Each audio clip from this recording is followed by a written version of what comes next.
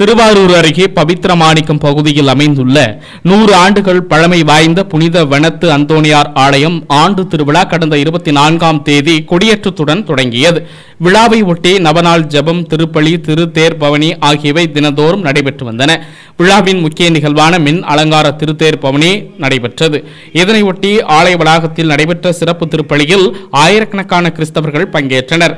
தொடர்ந்து மின் அலங்கார திருத்தேர் பவனியை பங்கு தந்தை ஜெரால்ட் புனித நீர் தெளித்து புனிதம் செய்து தொடங்கி வைத்தார்.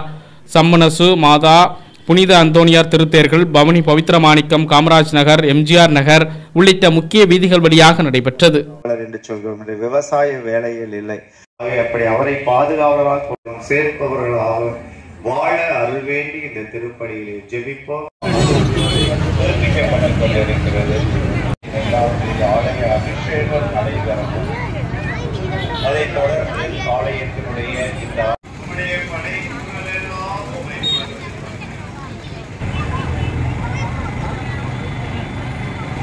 எங்களை பாதுகாத்து வழிநடத்துவதற்காக பல்வேறு விதங்களிலே இறைப்பணியாளர் வழியாக வழிநடத்தி வந்திருக்கின்றேன்.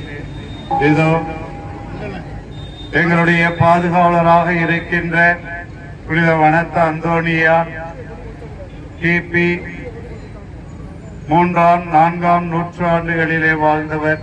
எங்களை ஊக்கப்படுத்துகின்றேன், உற்சாகப்படுத்துகின்றேன். இதோ புனித வனத்து அந்தோணியாரை அறியவும் அவருடைய வாழ்வை அறிந்த அவரை போல வாழ்வதற்குமாக நாங்கள் இந்த நவநாள்களை சிறப்பித்திருக்கின்றோம். ஆசீர்வதித்து புனிதப்படுத்தி அருளும். இந்த தேர் பவனி வருகின்ற இடமெங்கும் தேர் பவனியில் கலந்து கொள்கிற அனைவருக்கும் உம்முடைய இறை ஆசீர் நிறைவாய் கிடைப்பதாக. இந்த மகன் தூய ஆவியார் இந்த தேர்களை நிறைவாக ஆசீர்வதிப்பாராக.